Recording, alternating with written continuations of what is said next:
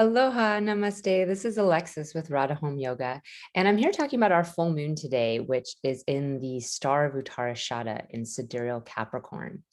We have also a celebration on this particular full moon called Guru Purnima, and Purnima is just the full moon. It's the titi or the phase that is the full moon, and Guru is often translated as our teachers. Really, what it means is bringing the darkness to the light. So the gu is the darkness, the ru is the light. And a teacher is one who takes you from the darkness and brings you into the light. There are Satgurus who are divine beings living in truth. And then there are our teachers that we have that are regular humans that share with us knowledge and wisdom. And then we also have those people that aren't even under the pretense of being a teacher. They are just regular individuals who teach us sometimes more than we could ever learn from a bona fide teacher. And sometimes those are even our children, as the indicator of children is the planet Jupiter. And it's also the indicator of teachers. Guru Purnima often falls on a Sagittarius full moon because it is in this placement in the sky. This particular one is falling where the sun or where the moon is going to be in Capricorn. So it has a little bit more of a practical feeling than the energy of Sagittarius, which is much more spiritual, much more religious, much more trying to seek higher truths. Capricorn is bringing those truths to earth and making them a reality, making that which inspires us actually founded in something that we're doing. This particular star, Uttarashada, is the later victory. So it's the victory that comes after we've put in a certain amount of work already. And if we look at the order of the different nakshatras, the different stars that lead to this one, it starts with Mula and Sagittarius, where we uproot our old beliefs. We uproot the things that are no longer working for us. And this is where our last full moon was. And that was a very intense full moon right after our eclipses. And it was on the ecliptic axis because Mula is a very intense star where we're literally creating chaos by pulling out the roots of things that aren't working. And then in the next star is Purvashada, which is part of this pair with this particular star that our full moon's in today. And Purvashada is the early victory. It's the victory we get from choosing what to plant and tending what we're planting. So we've pulled out the roots of what wasn't working before, and now we have to put new seeds in the earth. And what kind of seeds are we planting? And are we using discernment in those seeds? And then are we going to care for those seeds? Are we going to nurture them, water them, and have that early victory of seeing them begin to sprout, perhaps? And then in the star of this full moon, Uttarashada, we start to have a higher level of victory where we're either harvesting or really seeing the results of what we've put in so far and bringing it to a more concrete, more earth-driven plane. And Capricorn is really the most industrious sign. It's the sign of working. It's the sign of getting things done. It's the natural 10th house of external responsibilities. It's where we're aware of our limited amount of time and we have a long-term goal that we're working towards and we're actively doing something towards that. In this particular star, we're also harnessing all the different resources we have. Uttarashada is ruled by the Vishwadevas, which are all the deities, all of the gods. And they impart upon us all those aspects of divinity. And if we think of that in terms of our experiences with humans, people we might be working with on something, people we might have antagonistic energy with, people we might be, tied to in some way. We might be married to or have a deep friendship with, mutual needs on the table, or any kind of relationship we might have with people. We have to recognize what their gifts are, what the things are that they bring to the table. And we're in this moment harnessing all of those different gifts that we each bring and allowing that to help co-create something that actually manifests, that actually happens in the real world on the physical plane. So this is kind of a practical full moon, and it's kind of very pleasant as well on the heels of what we've been experiencing. We had a lot of tumult, a lot of intensity, and then we had a more peaceful new moon as we began our cycle in the star of Purnima, which is, on the border of Gemini and Cancer. And we've had our sun in Cancer for a while now, giving us this bent towards our feeling nature, towards our emotional nature, towards the part of us that wants to enjoy, connect, and really just love ourselves and others. We're wanting to nurture ourselves in Cancer. And in Capricorn, it's like put the nurturing aside and get some work done. And so that's really the message of all full moons, is that we're seeing the other side of things. The cycle that we're in is one way, and the full moon brings us to the opposite energy, where we have to say, oh, well, we can't just always feel and be in our emotional sense. We can't just be unconditionally loving all the time. We have to have boundaries.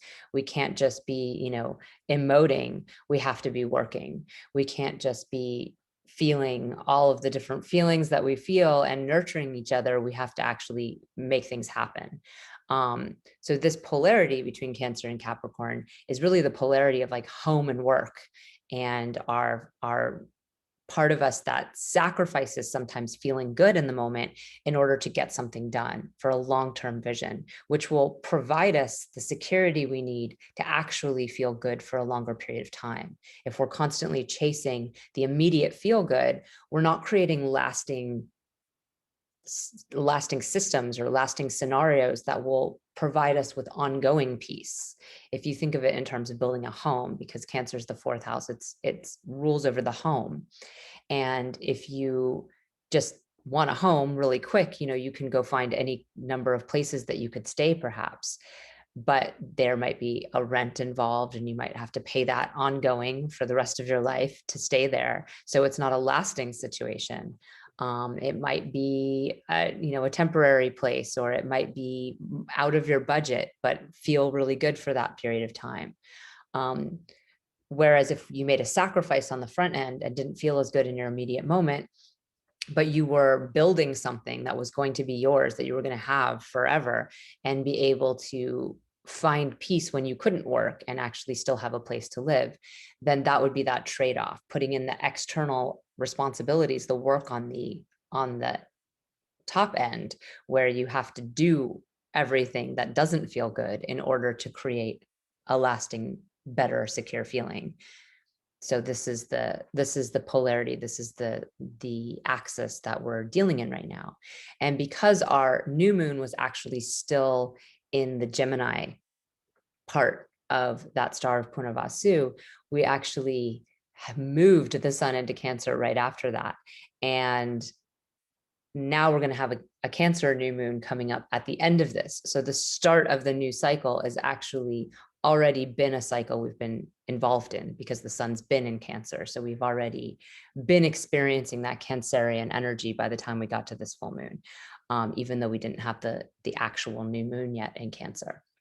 This is just how these timings sometimes work out. So sometimes our cycles are reflecting to us the opposite of something before we've even had that actual new moon. In this particular case, I'm going to share my screen so we can look at the chart, because there's a lot of groupings of planets together here. We can see Mars and Venus are together, and Saturn and the moon are together for this full moon.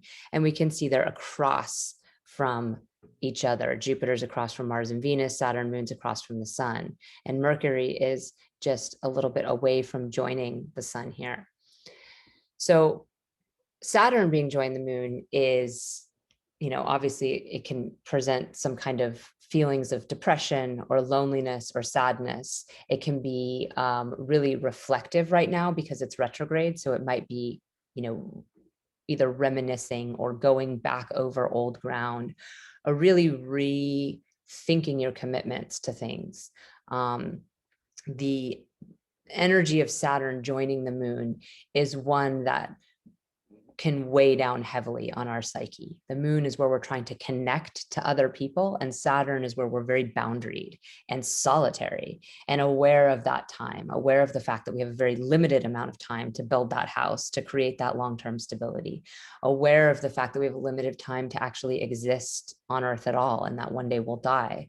It's this sort of cold, harsh reality. So joined the moon, our most vulnerable and emotive self, it can feel very harsh, and it can feel very, very isolating. So being aware of that, that energy around yourself, and allowing for it, allowing yourself to feel that way. Considering the moon is the ruler of Cancer, where the sun is, this is also not only just directly across from it giving drishti, but it's also, affecting the sun, because the moon, as the ruler of the sun right now, is joined the Saturnian energy, and even in this Saturnian sign of Capricorn to begin with.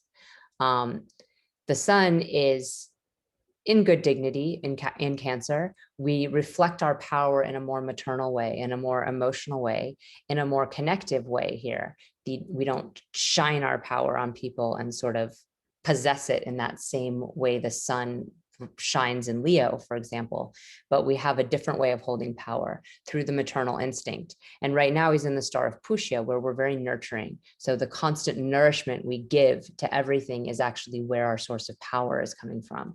When he moves into Aslesha, which is the clinging star, the more serpentine energy that can sometimes get caught up in the maternal role and have trouble releasing and allowing things to just be, then we might see our power take on a different bent, where we become a little bit clinging to it and clinging to that role of the nurturer, that role of being the matriarchal figure in whatever it is that we have power over, and also in whatever area of life Cancer is for you, because of course for each of us these different signs are a different house, meaning a different area of our life. So this, maybe Capricorn is your natural 10th house. Capricorn is the natural 10th house, and maybe it's also your 10th house if you're an Aries rising, in which case it's really going to be strongly affecting your feelings around your career. But for a Libra rising, for example, it's going to be the opposite. It's going to be their house of the home and the heart and the mother, and Cancer is their house of career. So the sun being in their 10th house would bring a lot more light to their career, whereas their home life would be one that would be feeling more solitary and more isolated and more of this Saturn energy.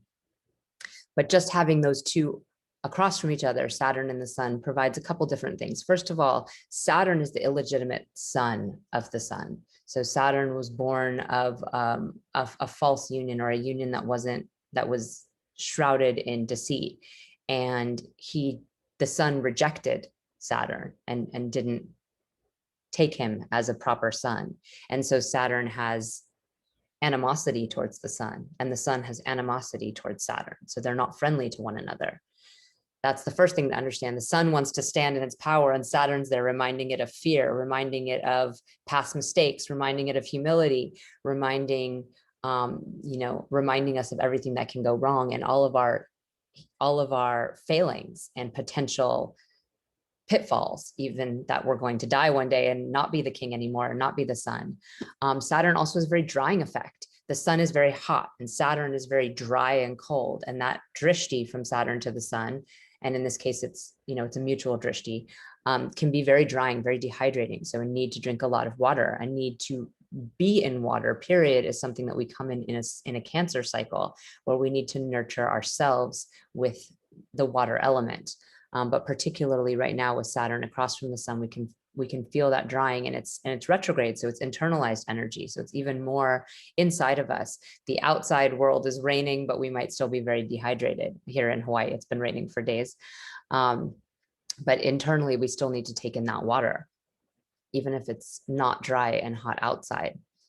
Once Mercury joins here in the sun, and let's see exactly when that is going to be.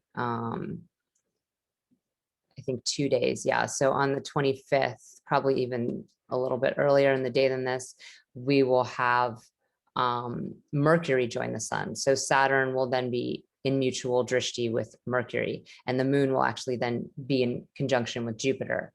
Mercury and Saturn being across from each other. And it'll be a minute before the degrees get a little closer because, Mercury starts off here in the early degrees and Saturn's already at 16. But that can put a lot of hesitation in our speech. We can be halting our communication quite a bit, unsure of what we're saying, and really second guessing ourselves and hesitating. That's not the worst thing, because Mercury in Cancer is not in its best dignity. In the sign of Cancer, our communication tends to be emotional, and it tends to not be very clear. Sometimes it can be even an underhanded or sidestepping kind of way of talking in order to avoid confrontation, because Cancer is one of the signs that really doesn't want to engage in confrontation. With Cancer, we want to connect. With the moon, we want to connect.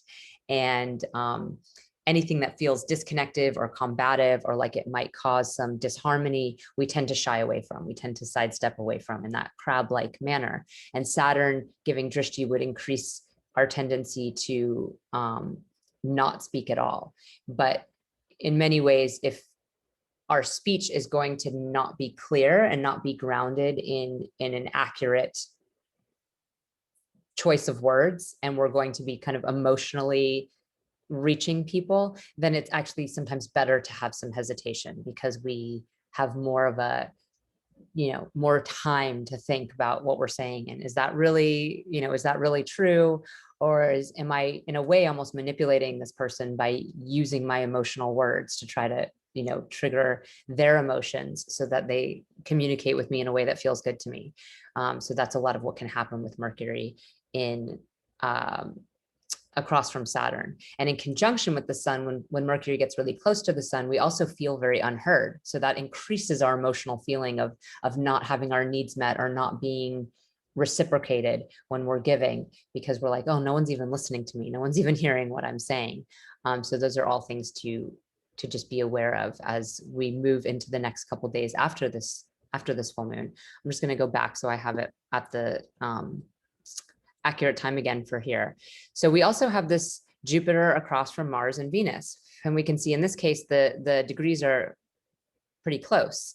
We have 6 degrees and 8 degrees on Venus, especially. Venus and Mars have been doing a little dance here. They were in Cancer together, where Mars was debilitated and Venus was feeling very underappreciated, like, oh, I'm nurturing and giving all these things in my relationship and I'm not getting back in return. Because when Venus is in Cancer, we give in a way that feels like a mother. We feel like we're giving unconditionally, and other people receive it that way. But then we actually don't feel good about it later, because with Venus energy, when we have two, adults with mutual needs on the table, we actually want give and take. We don't want to just be giving and giving and giving. That's not what we're there for. So having those 2 planets and Mars in debility in Cancer move into Leo is an interesting shift. And it's interesting for a couple of reasons. One, we're moving from that place of this unconditional love and this giving and giving into a place of a lot more selfishness. So especially with Venus, you can see that switch from, oh, what can I make for you? How can I cook for you? How can I nurture you? How can I take care of you? To it's all about me, and I want to be appreciated, and I want to be valued, and I want to be, the king or queen of my relationship. But everybody's experiencing it. This isn't just in somebody's natal chart right now, right? This is a transit. So everyone's having that experience. The person that you feel like you gave too much to that isn't giving back also feels that way about you, chances are. And moving into Leo, now both of you have that same experience of, I should be valued more. I should be put up on more of a throne. Why isn't anyone singing my praises for everything I've done? And again, when both people have that experience, you can imagine the confusion that ensues, because one person is feeling like for sure they're being taken advantage of. And why is that other person not, saying something about that? But that person's also feeling that way. So it's not an objective truth, it's subjective. Mars is going from a state of debility where it was like, I can barely get any of my discipline done. I know I should exercise every day. I know I should be doing all these things, but I'm just too tired. I don't feel like it. Little stops and starts and all these things that Mars does when we're operating in Cancer, which creates a lot of anger, because we're not getting out that physicality. We're not getting out that passion in any other way. So we're creating built up resentment and anger. And now that Mars is in Leo, he's much more disciplined. There's much more capacity to actually show up and do the things you need to do. Mars in Leo is a lot of courage. Mars in Leo is a lot of physical energy. There's output for the physical energy. It might not be that long, clear channel like Capricorn where you're working towards a long-term result, but it's energy that's getting out in fun and playful ways, perhaps, sometimes maybe in aggressive ways or power-driven ways. But at least it's an outlet for that energy and a capacity to actually show up physically for oneself and in service of the things somebody's doing. And again, it will matter what house this is in for you. But when Mars and Venus come together, we have another complication to add on to it. And that is that Mars is the energy that wants to work for oneself and maybe work for one's king or work for one's greater purpose or ideals. But Mars is not a particularly connective energy. It doesn't bring us close in relationship. It can bring us that fire and passion, that sexual heat, but it's not about connecting. It's about doing what one needs to do for its own discipline, courage, and strength. And oftentimes what will happen with Mars when we are connective, when Mars is in Libra or Mars is in Taurus or Mars is in Cancer, and we're trying to connect with this Venus and Moon energy with Mars, we get frustrated at the very people we're sacrificing our own discipline for. We're like, you're keeping me from being disciplined, when in fact, it's actually just ourselves not showing up for ourselves and then blaming the other people that we chose over ourselves to give our energy to. Well, when Mars is strong and Venus is in this position of being, really wanting to be honored and cherished and held up on a pedestal, we can have that same sort of angry dynamic or the tension of the push and pull between wanting to relate and wanting to connect and wanting to do our own thing and make sure we're on our own path. That tension can raise and get even more fiery. Now, the odds of actually getting it out in sexual ways are much better in Leo. In Cancer, we could have too many feelings of feeling like we've been stepped on or we haven't been appreciated, for us to, especially for women to really want to engage in the sexual energy that's created. Whereas in Leo, maybe both parties would be more inclined to have that be a form of remedy for whatever's going on.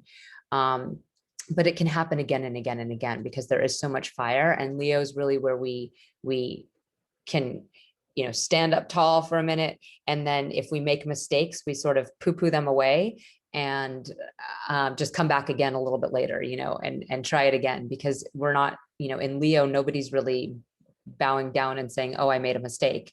Especially with Venus and Leo, we're not doing that in our relationships. We're not as likely to climb down off of our throne and say, oh, I wasn't appreciating you in these different ways, and I'm sorry about that. We have more of a tendency to assume that anything we have done is just treated as a minor transgression that wasn't intentional, and to kind of continue to hold court and continue to hold our power and idea that we should be honored, cherished, and held up on this pedestal and on this throne. So there can be a lot of interesting tensions going on romantically from that to this. So coming from the fact that we just lived in that time of maybe a lot of resentment, hidden resentment, and feeling like we were overgiving, into this particular moment in time where we're standing a little bit differently, we can imagine the held onto resentments beneath the surface. And since Saturn was giving its drishti to Mars and Venus before and is now giving it to the sun, who's the ruler of Mars and Venus here, we can see that a lot of that is going to be about our power and how powerful we are or are not in our relationships or in whatever it is we're doing. And again, the houses that these are and the houses that these planets rule is going to be a big difference for each of us as to what area of our life this shows up. But that, that power struggle and feeling like perhaps there's oppressive forces trying to control our power can be a very big theme right now. Whereas with Mars and Venus at the moment, they now have a Jupiter drishti. So now we have Jupiter shining his light on our relationships and on our tension within our relationships, both offering that positive light that Jupiter does, which is the remembrance of truth, the remembrance of our higher beliefs and ideals, the remembrances that, we're all in this together, especially coming from Aquarius. There's a real social awareness with Jupiter. But Jupiter's not in the best dignity in Aquarius. We have awareness around our social obligations, but we tie them to a time and place and specifics. And we believe that beliefs that have to do with this moment, this here and now, and this fact or information is a truth, when in fact, that's not a real truth. That's just a momentary temporal thing that could have many facets to it. A real truth is pure, and it's timeless, and it lasts forever. And so we're wrestling with our beliefs about things. And because it's retrograde, we're rethinking our beliefs. We're not sure about our beliefs, and it's not in the best dignity. So our beliefs are really around these social rights and wrongs and things that we believe should be this way or this way.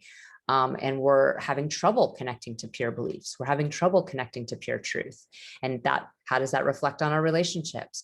Well, it increases the challenge, right? It increases the odds that we're using not so good beliefs to dictate how we feel people should be behaving and what we think people should be doing.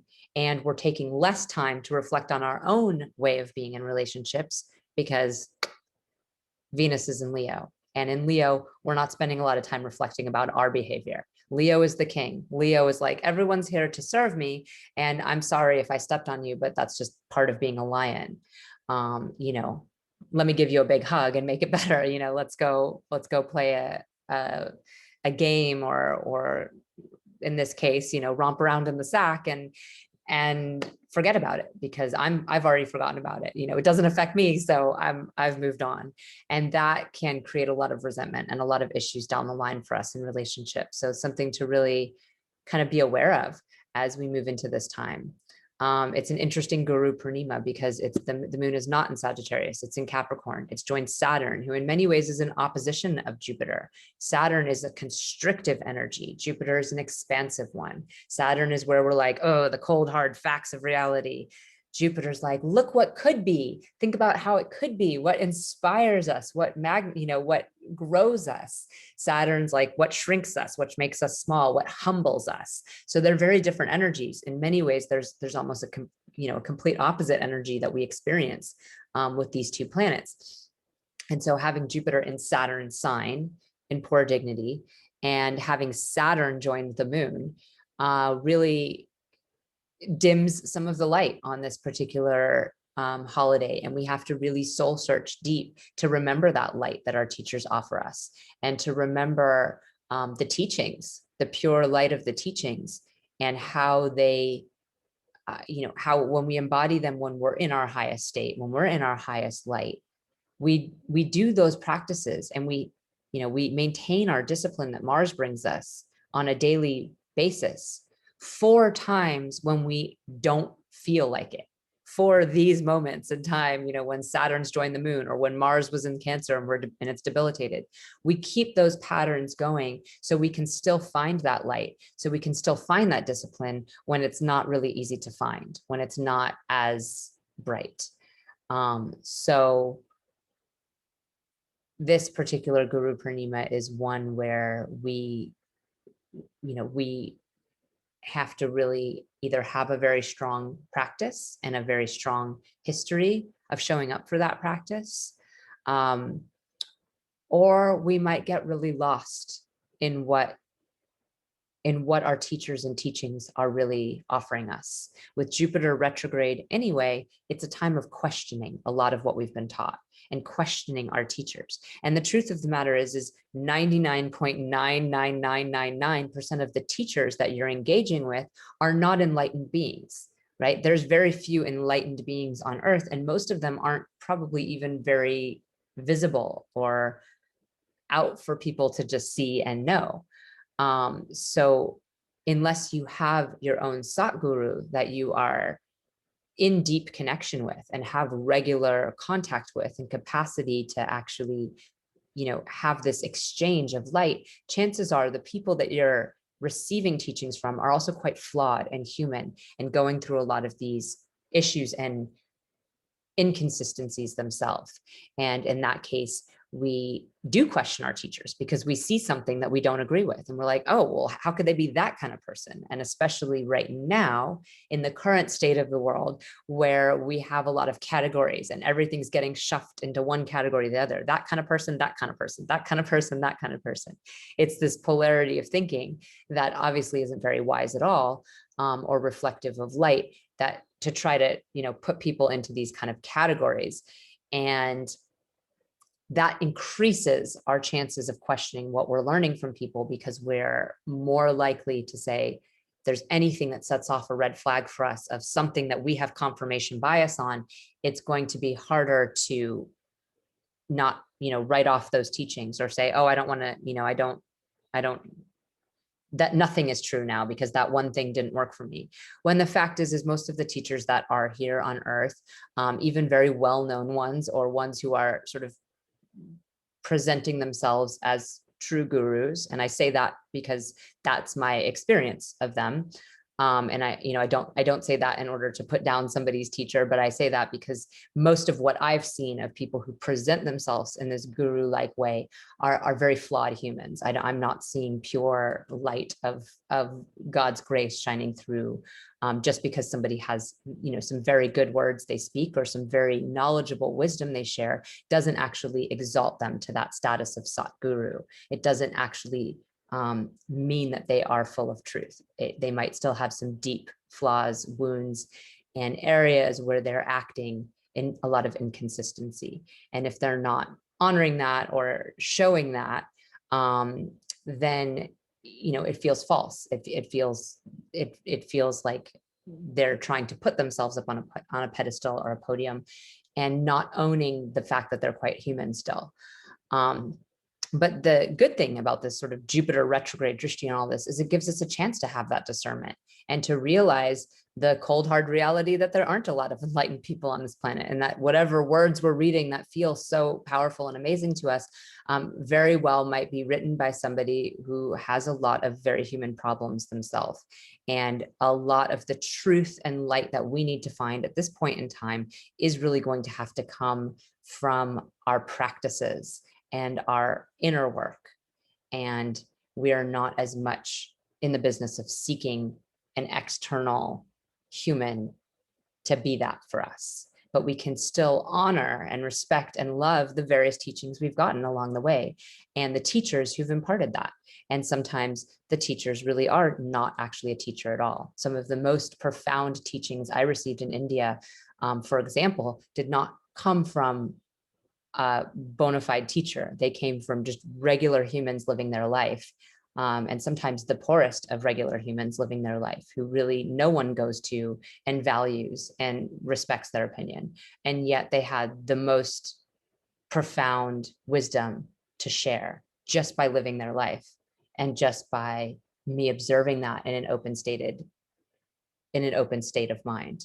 And often you'll hear that, the true Sat Gurus who have and do exist here on this planet will give their students, especially perhaps a new student or a somewhat cocky student who thinks that they are on the edge of enlightenment themselves, a toilet brush to go clean the toilets or a scrub brush to clean the floors.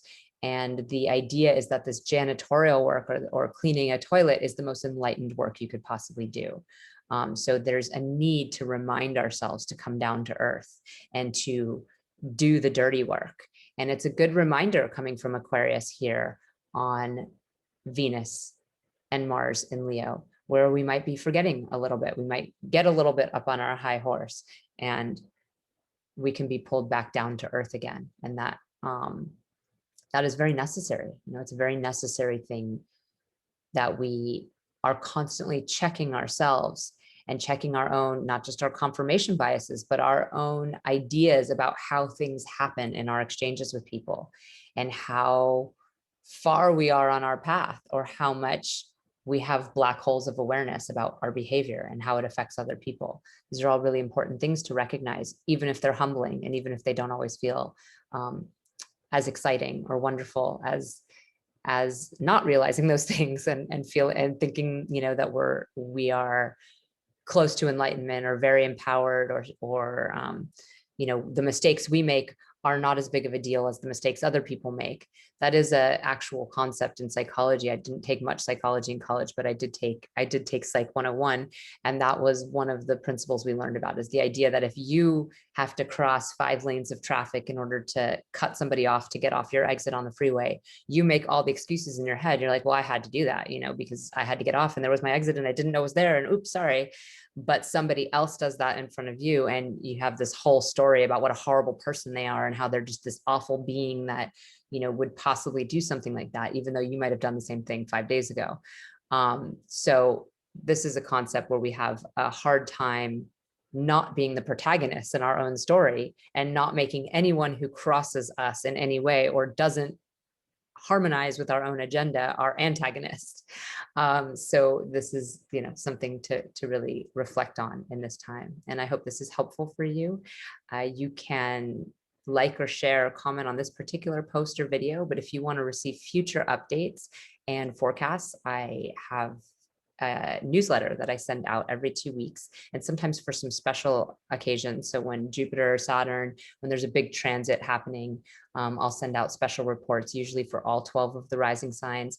And right now, the 2 that are sending out, they're a little bit old, but they still apply to the transits that we're in, is Rahu and Ketu, the nodal axis, the eclipse axis for all 12 signs, and Jupiter and Aquarius for all 12 signs. So if you sign up for my newsletter at www.radhahomeyoga.com, you can receive not only the bi-weekly forecasts, but also these free reports right off the bat. I hope to see you again real soon. Namaste. Happy full moon. Happy Guru Purnima.